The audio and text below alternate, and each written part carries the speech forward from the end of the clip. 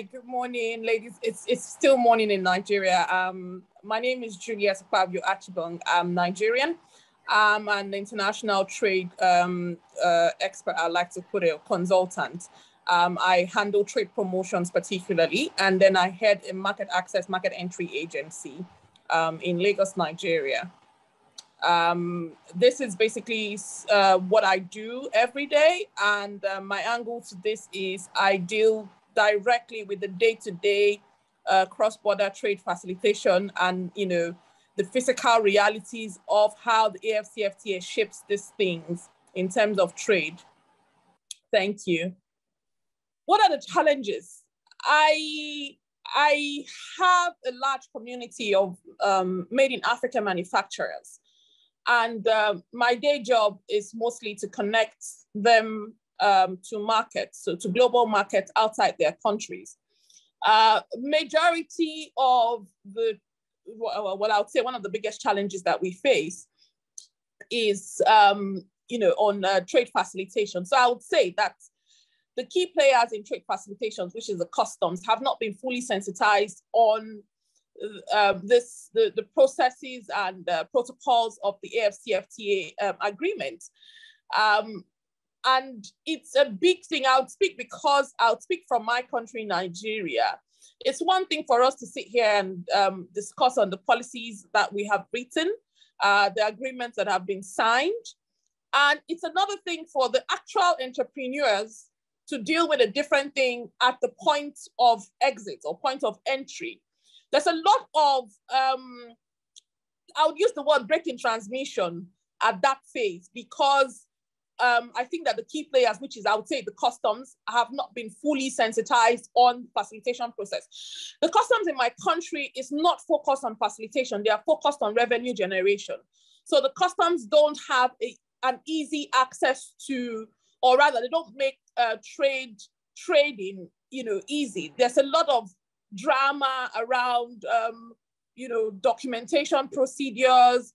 In the port of my country, there's, I'm sure it's in the news, everyone has heard about it. Most people here probably are aware of the dramas of the Nigerian port. You know, there's a lot of bottlenecks in terms of moving goods from one point to another. This is the duty of the customs. And if the customs are not fully aware of the you know, the policies that are in place to enable intra-African trade, we are going to have a big problem. So I'll say that that's a big challenge. The second challenge is trading within Africa means that you have to do freight, you have to do cargo, and that's a very expensive venture. I recently, I own certain retail businesses alongside my consulting. And recently I had a client from Zambia who purchased items from us. And to send 6 kg or 6.5 kg or thereabout to Lusaka was costing the same amount of the item, you know. And then we're looking at it and saying, Lusaka is in Africa. We're not sending this to Europe or to the US. We're sending it within Africa. It's that expensive. This is very discouraging for anyone who is interested in trading with Africa.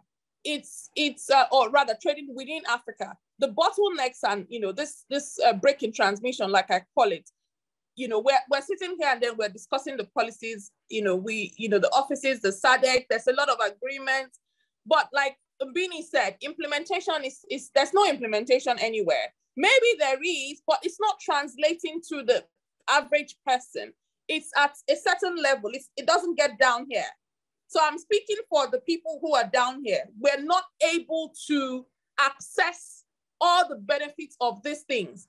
And, you know, like your question asked, are there hindrances that are within our power? These are definitely within our power at the government level to make this, you know, this access easier for the entrepreneurs, for the 1.3 billion market.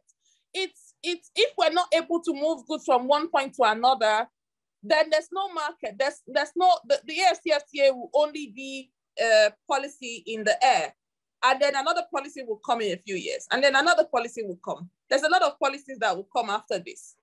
But we're not able to still trade. The money still doesn't get to the average person. We're not still able to move our economy forward. because the people who are actually trading cannot move their goods. So definitely the first thing that I would say is within our power is making sure that implementation is clear to the key stakeholders of trade facilitation, which is the customs of each sovereign state. That they all have their custom agencies.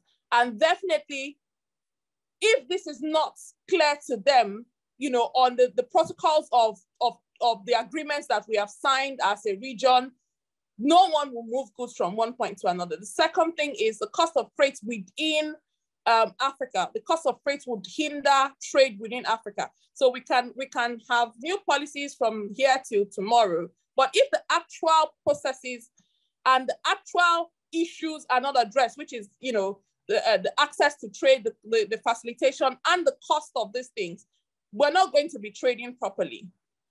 I would say that first and foremost, I'm very high on implementation.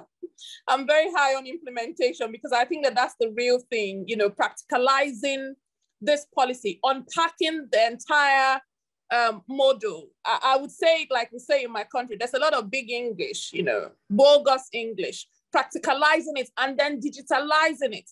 When you digitalize a process, you ease, access to this process. People are able to easily log on. They're able to fill out their documentations. They're able to carry out a process of export. It's very simplified. It's easier when these things are easily accessible. I can download this on my phone and it actually works. So it's one thing for us to, like I always say, it's one thing for us to say something, for us to have a bogus idea. It's another thing for us to actually put it into practice. So if each reg, if the regs can take up these responsibilities, one region by another, we can easily simplify this process for each region. And we know that, okay, we finished with ours and then we meet the other one, they finished with theirs as well. It's a step-by-step thing. I understand that the AFCFTA thing it's not a one-day thing. And then it's not something that has been done before in Africa. So it's new. Everyone has to learn their way through, but we have to be as practical as possible as to what the possibilities are, what the end game is, what is the goal of the entire thing. Thank you. Great. Yeah, I would say that we're almost there. We're almost there. There's a lot of happenings. There's a lot of progress being made from when that dream was first publicized. There's a lot of progress that has been made. So far, so good. I mean, who would have thought that in 2018, anything like AFCFTA agreement would actually come to fruition?